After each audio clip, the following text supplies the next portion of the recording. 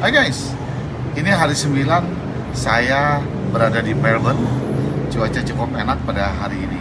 Kemudian ada beberapa teman media yang menanyakan kepada saya perihal adanya laporan Farhad Abbas yang di Polda Metro Jaya yang dilaporkan oleh Densu. Saya tidak bisa berprediksi laporannya seperti apa yang dilaporkan Densu terhadap Farhad Abbas, dugaannya seperti apa. Tapi setiap orang ketika ada dugaan tindak pidana, dia dilaporkan ya sah-sah saja menurut saya. Tinggal kita nanti menjalani bagaimana prosesnya Farhad Abbas ketika dilakukan diminta keterangan oleh polisi sehubungan dengan laporannya Densu dengan membawa bukti-bukti terkait. Ya kita lihat di dalam proses penyelidikannya seperti apa. Kemudian pertanyaan kedua, FA dilaporkan Densu terkait pasal pengancaman. Bagaimana tanggapan Mas Krisna? Sejauh ini laporan FA juga sudah di tahap apa? Saya kalau melihat ya bahwa pasal pengancaman yang dilaporkan oleh Densu, kalau ini benar, seperti apa yang diancam oleh Farhad Abbas kepada Densu? Misalkan apa sih kalimat hajar gitu ya, misalkan ada kalimat hajar seperti kemarin. Kan sebelumnya ada tulisan yang tai itu, kemudian Farhad tidak suka, Farhad bilang kalau lu kasar, lu bagaimana dengan gua hajar lu.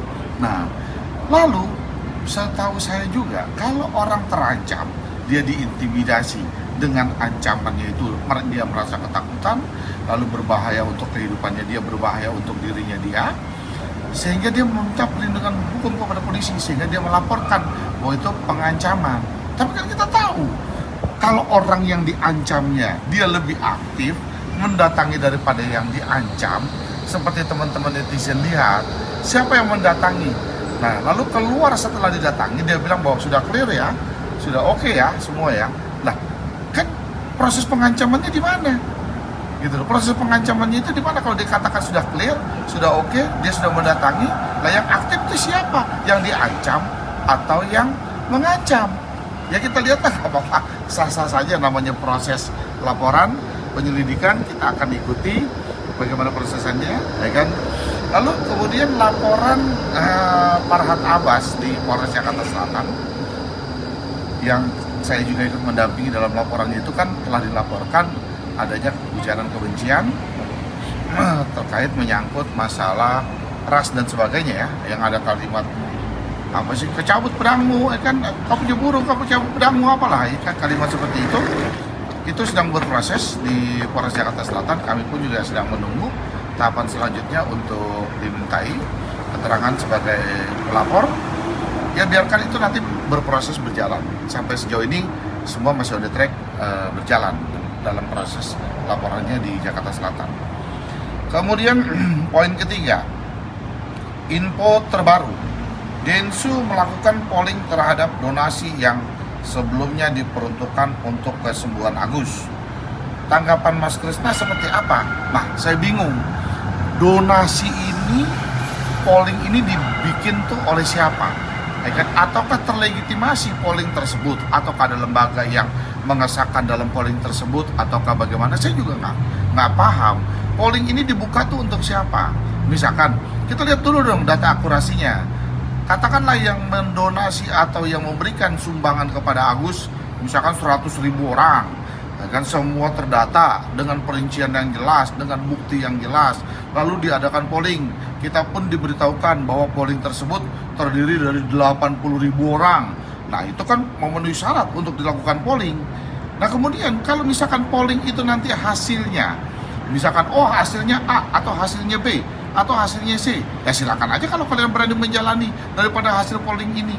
Toh juga udah jadi laporan polisinya yang dilaporkan Farhad Abbas terhadap yayasan dan terhadap pihak-pihak terkait kan sudah dilaporkan oleh Farhad Abbas.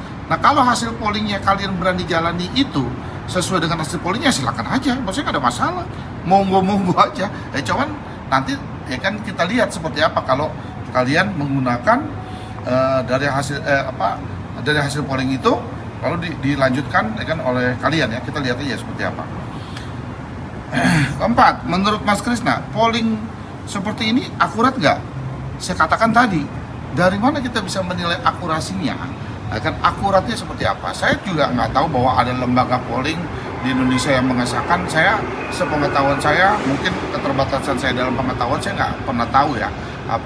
Kan seperti eventnya Indonesian Idol, ya kan mereka dibikin polling, ya kan lalu disiarkan di TV dengan begini, ada jurinya, ada apanya, itu kan jelas. Kalau ini saya nggak paham gitu loh, jadi saya nggak bisa berkomentar bahwa kan ini akurat atau nggak akurat.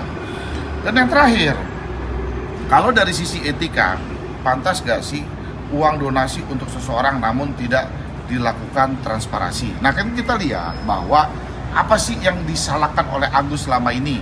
Agus dituduh akan beli handphone, dituduh beli emas, dituduh bangun rumah, dituduh beli rumah, itu kan semua nggak ada pembuktiannya. Cuman kan digiring seolah-olah opini itu terjadi bahwa Agus bangun rumah, Agus bayar pinjol, Agus bayar ini, semua kan tidak ada pembuktiannya, ya kan itu semuanya kan fitnah, tidak ada pembuktiannya. Nah kalau buat saya, kalau mau transparansi, gini aja lah, yang terbaik nih ya buat saya. Nanti kita lihat nih hasil, ya kan, minta hasil mutasinya Agus, berapa yang melakukan donasi dan sebagainya, ya kan, kembalikan aja dulu ke donatur, ya kan, suruh yayasan atau suruh pihak yang lain mengembalikan itu uang kepada donatur satu persatu, ya kan, berdasarkan mutasinya, ya kan, dari rekeningnya Agus. Nah, kembalikan aja ke semua ke donatur-donatur itu. Setelah itu baru diadakan polling kembali.